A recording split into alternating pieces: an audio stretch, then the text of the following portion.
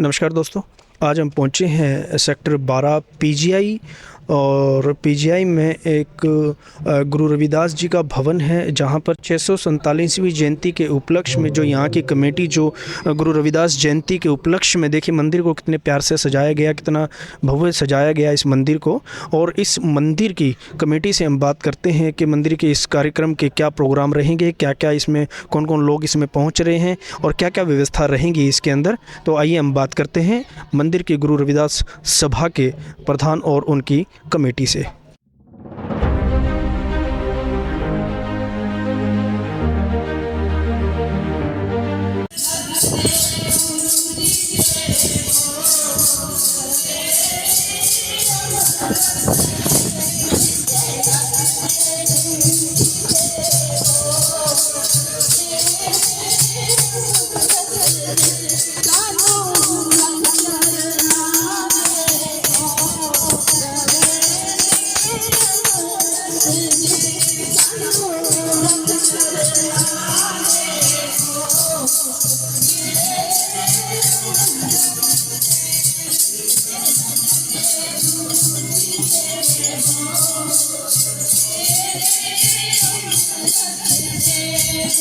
नमस्कार दोस्तों, आज हम पहुंचे हैं गुरु रविदास भवन जो कि पीजीआई सेक्टर 12 चंडीगढ़ में है। और आज गुरु रविदास जी के 647वीं जयंती के उपलक्ष्य में आज इन जो कमेटी यहाँ पे काम कर रही है, सेवा कर रही है इस भवन की, मंदिर की और रख रखाव को देख रही है। तो हम बात करते हैं यहाँ के प्रधान श्री प्रेमचंद जी।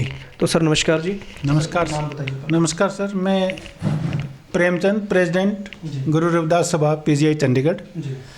मैं किस तरफ से आप सबका हार्दिक स्वागत करता हूं कि आपने अपना कीमती टाइम निकालकर आज वीर भारत समाचार की तरफ से गुरु महाराज की जयंती का आप प्रचार कर रहे हैं। तो सर मुझे एक चीज़ बताइए, जैसे कि अब ये आप 647वीं जयंती गुरु रविदास जी की मना रहे हैं, इसकी क्या प्रक्रिया है, क्या शुरुआत है, कहाँ से शुरू होगी, क्या इसमें फंक्शन रहेंगे, क्या कार्यक्रम रहेंगे इसके अंदर? नमस्कार। सदगुरु रविदास महाराज जी के 647 दिवस के उपलक्ष्य में आप सभी को शुभकामनाएं और बधाई। तो वर्तमान में जो गुरु रविदास का जो भवन है हमारा, जो यहाँ पे जो कार्यक्रम होने जा रहा है, उसके जो रूपरेखा जो तैयार की गई है, तो मैं प्रार्थना करूँगा हमारे जो इस सभा के जॉइंट सेक्रेटरी हैं श्री अमन क्रिकेटर, वो इसके बारे में थोड़ा विस्तार से बताएं। इस गुरु रविदास सभा के जॉइंट सेक्रेटरी अमन जी। तो अमन जी मुझे बताइए, ये रूपरेखा क्या है गुरु महाराज के जो 647 जो जयंती मनाई जा रही है, इसकी क्या रूपरेखा रहेगी, क्या इसमें कार्यक्रम रहेंगे, क्या प्रोग्राम रहेंगे, कौन कौन इस कार्यक्रम के अंदर पहुंच रहा है? Thank you so much. मैं सबसे पहले तो आप सभी को जय भीम, जय भारत। और मैं वीर भारत समाचार का धन्यवाद करता हूं जो अपना कीमती समय देकर यहाँ पर आए हैं। 647वें प्रकाश पर्व की सभी को हार्दिक शुभकामनाएं एवं बधाई। आपने पूछा कि कार्यक्रम की क्या रूपरेखा है, क्या उसका उद्देश्य है, तो मैं आपको बता दूं, 2 दिन पहले पीजीआई सेक्टर 12 रविदास मंदिर में प्रभात फेरी का आयोजन किया गया। और ये प्रभात फेरी जो है वो 24 तारीख तक जारी रहेगी, जिस दिन गुरु जी का प्रकाश पर्व है। और 23 और 24 को यहाँ पे बड़े ही धूमधाम से 2 दिन बहुत ही भव्य प्रोग्राम का आयोजन किया जा रहा है, जिसमें चंडीगढ़ से, पंचकुला से, मोहाली से, तकरीबन ट्राई सिटी से, फगवाड़ा से लोग पहुंच रहे हैं और हम उनका वेलकम करते हैं, धन्यवाद करते हैं। और गुरु जी की मैं एक बात कहना चाहूँगा कि गुरु जी का जो एक वाक्य है जो उन्होंने कहा, जो मेरे को बहुत ही अच्छा वाक्य लगा। वैसे तो गुरु जी के सारे ही वाक्य, सारे ही पद बहुत अच्छे हैं, पर मैं एक पर्सनली जो मेरे को काफ़ी अच्छा लगा वो है कि ऐसा चाहूँ राज में जहाँ मिले सबन को अन्न, छोट बड़ो सम बसे रविदास रहे प्रसन्न। सतगुरु रविदास जी ने उस समय ये वाक्य दिया। वो ऐसे समाज की, एक ऐसे सोसाइटी की कल्पना कर रहे थे कि ऐसा चाहूँ राज में जहाँ मिले सबन को अन्न। उनका ये मानना था कि ऐसा राज हो, ऐसा टाइम हो, ऐसा एक मौका हो कि जहाँ पे छोटा बड़ा, अमीर गरीब, ऊंचा नीचा सब इक्वल रहे। जो भारत रत्न डॉक्टर बाबा साहब अम्बेडकर ने भी बाद में इसको आगे लेके जाया। और गुरुजी ने कहा कि ऐसा चाहूँ राज में जहाँ मिले सबन को अन्न, छोट बड़ो सम बसे रविदास रहे प्रसन्न। उसमें कोई छोटा नहीं है, कोई बड़ा नहीं है, कोई अमीर नहीं है, कोई गरीब नहीं है, सभी को गुरुजी ने इक्वल दर्जा दिया। सभी को बोला कि ये इक्वालिटी के उस पे रास्ते पे चलेंगे।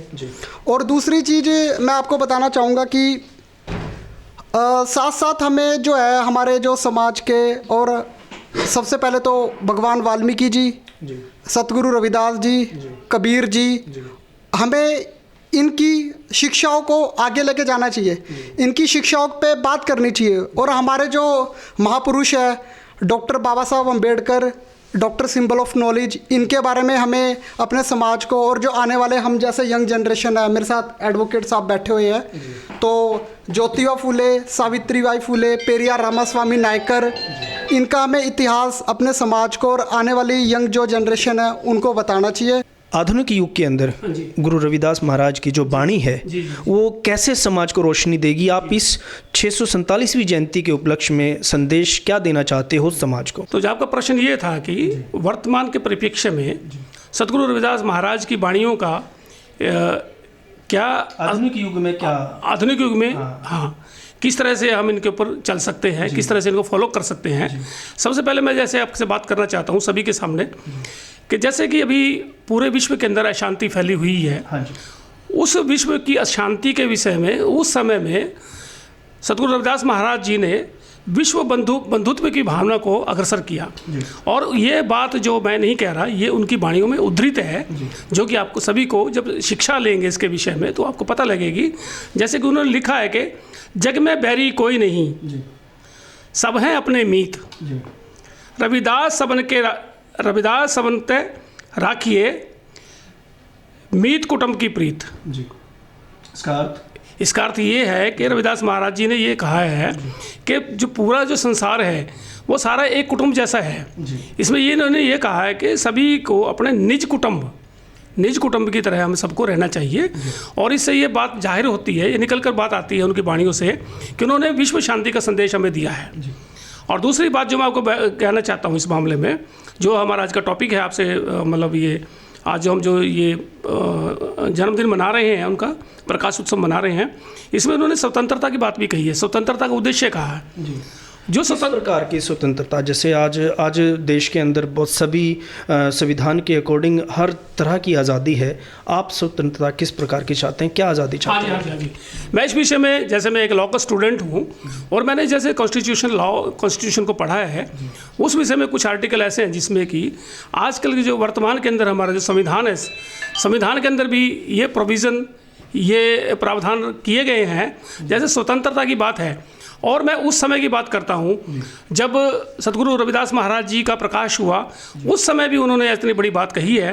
स्वतंत्रता का उद्देश्य उन्होंने बताया, उन्होंने कहा कि पराधीन पाप है, पराधीन पाप है, जान ले और मीत, यानी कि सबको अपना फ्रेंड दोस्त बता करके उन्होंने कहा कि पराधीनता पाप है, जान ले और मीत, रविदास परिधान को सभी समझे दीन। सभी लोग उसको हीन समझते हैं, दीन समझते हैं, यानी कि नीचा समझते हैं। और ये जो वाणी है, इसका असर मेरे मुताबिक ये संविधान के अंदर जो आर्टिकल लिखे गए हैं बाबा साहब भीमराव अम्बेडकर ने, उनके साथ समाहित होता है। और मैं ये चाहूँगा कि गुरु रविदास जी वाणी का जो असर हुआ है वो हमारे संविधान की धाराओं के ऊपर भी कुछ इस तरह का मुझे नज़र आता है। ये मेरा व्यू है इस विषय में। और मैं ये कहना चाहूँगा, जो ये उत्सव हम मना रहे हैं, ये डॉक्टर प्रेमशीला जो है हमारे, इनके जो भरसक प्रयासों से और इनकी टीम है, उस विषय में ये बात मेरे ख्याल से खरी निकल के आएगी जब हमारे पास यहाँ पे सभी लोग इकट्ठे होंगे और हमारी इन बातों को सुनेंगे। एक सबसे बड़ा हिंदुस्तान का जो ग्रंथ है, जैसे कि हम उसको ग्रंथ मानते हैं क्योंकि उसके अंदर संविधान की जो धाराएं लिखी गई है वो हमारे लिए ही ग्रंथ है, परंतु उसके साथ साथ में एक धार्मिक ग्रंथ भी जो है, जिसको कि हमारे जो समाज के अंदर लोग हैं उसके ऊपर उसका अनुसरण करते हैं। जैसे सतगुरु मतलब ये हमारा श्री गुरु ग्रंथ साहब है, गुरु ग्रंथ साहब में गुरु रविदास जी की वाणियों का जो उल्लेख है वो भी हमारे लिए बड़े सौभाग्य की बात है, क्योंकि उसके अंदर जो उन्होंने लिखी है वाणियाँ, उसमें उन्होंने 40 शब्द और एक श्लोक जो है वो उद्धृत है। श्री गुरु रविदास महाराज जी जो हमारे गुरु माना जाता है, जिनको 11वें गुरु माना जाता है, उसमें रविदास जी की वाणी का जो है वो लेखन है उसके अंदर। तो इसके लिए भी हमें बहुत मतलब ये सम्मान की बात है। अच्छा सर, आप हमें बताइए कि इस कार्यक्रम के अंदर कौन कौन पहुंच रहे हैं, कहाँ कहाँ से लोग आ रहे हैं, और इसकी जो शोभा है, शोभा यात्रा या जो भी आप कर रहे हो, कार्यक्रम कर रहे हो, इसकी क्या रूपरेखा रहेगी? शोभा यात्रा के बारे में ऐसा है कि हमारा, क्योंकि हम है पीजीआई के अंदर, हम शोभा यात्रा का तो मेरे ख्याल से हम नहीं करते हैं, क्योंकि मैं तो जब से ये रविदास भवन बना है मैं उस समय से जुड़ा हूँ इसके साथ, और मैं अपनी जो मेरी सेवाएं हैं मैं वो देता आ रहा हूँ। परंतु इसी विषय में हम एक प्रभात फेरी का आयोजन करते हैं, जिसमें कि यहाँ पीजीआई में रहने वाले, इसमें कोई ऐसा नहीं है कि वो इसका समाज का है या उस समाज का है, हम सारे इकट्ठे होकर के यहाँ पे प्रभात फेरी का आयोजन करते हैं। जो दिशा निर्देश होता है, हमारे जॉइंट सेक्रेटरी साहब जिससे बात करी अभी आपने, अमन वालिया जी है, हमारे फौजी साहब जी है, हमारे एडवोकेट साहब हैं, और साथ में प्रेमशीला जी है, और ये हमारे फाइनेंस सेक्रेटरी मेरे साथ बैठे हुए हैं। इनकी वजह से हम सारे इकट्ठे होकर के प्रभात फेरी का आयोजन करते हैं, क्योंकि हम ये इसके बाद हम पीजीआई की कैंपस में तो हम हैं, ये तो स्थान उद्धृत है यहाँ पे, ये तो बना हुआ स्थापित है, परंतु हम आगे नहीं बढ़ सकते। हम इन की यहाँ पे गलियों में ही प्रभात फेरी का आयोजन करते हैं, और जो कि उसका बहुत ही बढ़िया तरीका रहता है। और आपने जो दूसरा प्रश्न मेरे से पूछा है कि इस कार्यक्रम की शोभा बढ़ाने के लिए कौन कौन आ रहे हैं, तो इसमें सबसे मुख्य रूप से तो हमारे जो बीच में आ रहे हैं, जो उस दिन के हमारे मुख्य अतिथि हैं, जो चीफ गेस्ट है हमारे, वो माननीय additional solicitor general of India Shri Satyapal Jain ji हैं, और साथ में ही हमारे बीच में आ रहे हैं उस दिन अतिथिगण, जो विशेष अतिथिगण है, ये है सुदेश कटारिया जी हैं, श्रीमती बंदो कटारिया जी हैं, जो एक्स डायरेक्टर गेल लिमिटेड के हैं, और जो सुदेश कटारिया जी जो हैं वो हमारे जो chief media coordinator to CM of Haryana, ये मेन रूप से आ रहे हैं। और इसके साथ साथ और भी बहुत से गरिमामयी जो उपस्थिति वो रहेगी, इसमें कुछ मुख्य वक्ता होंगे, अति विशिष्ट अतिथि होंगे, जिसमें कि मुख्य वक्ताओं में डॉक्टर कौशल पवार का नाम जो है वो है, और प्रोफेसर जय नारायण जी हैं जो हमारे, और पूजा रानी जी है, इस वजह से है। और साथ साथ में एक बहुत ही हमारे जो एक्टिव जो हमारे साथी हैं जो खड़े रहते हैं, जो सतीश कुमार गर्ग जी जो है, उनका यहाँ पे उपस्थिति रहेगी 3 दिन के लिए। और साथ साथ में ही ऑल इंडिया मेडिकल महासभा के जो एग्जीक्यूटिव प्रेसिडेंट है मिस्टर राकेश बहादुर, रिटायर्ड डिस्ट्रिक्ट अटॉर्नी जो हैं, वो भी हमारे बीच में अपनी सेवाएँ देंगे यहाँ पे। और इस तरह से हमारे प्रोग्राम की जो ये रूपरेखा है उस दिन के लिए।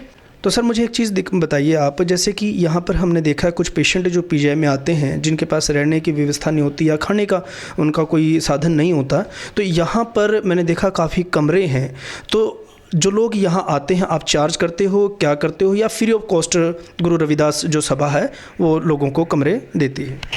ये यहाँ पे ऐसा होता है कि जो मरीज़ दूर दराज से आते हैं, जैसे सबसे ज़्यादा यहाँ आते हैं पंजाब से, हरियाणा से, बिहार से, उत्तराखंड, जम्मू से, तो जैसे हम यहाँ पीजीआई में सर्विस करते हैं तो हमें यहाँ रियलाइज़ हुआ कि जो पेशेंट हैं वो इतनी तादाद में आते हैं कि बाहर सड़कों पे ठंड में रहते हैं, रात गुजारनी पड़ती है। तो सभी सभा वालों ने ये डिसाइड किया कि क्यों ना यहाँ पे इनके रहने की व्यवस्था की जाए। तो पंजाब सरकार में चौधरी जगजीत सिंह केंद्र मंत्री थे, कैबिनेट मंत्री, जो गुरु जी को बहुत ज़्यादा मानते हैं। हमने उनसे रिक्वेस्ट करी कि यहाँ पे कोई हमें रहने के लिए उनकी व्यवस्था की जाए।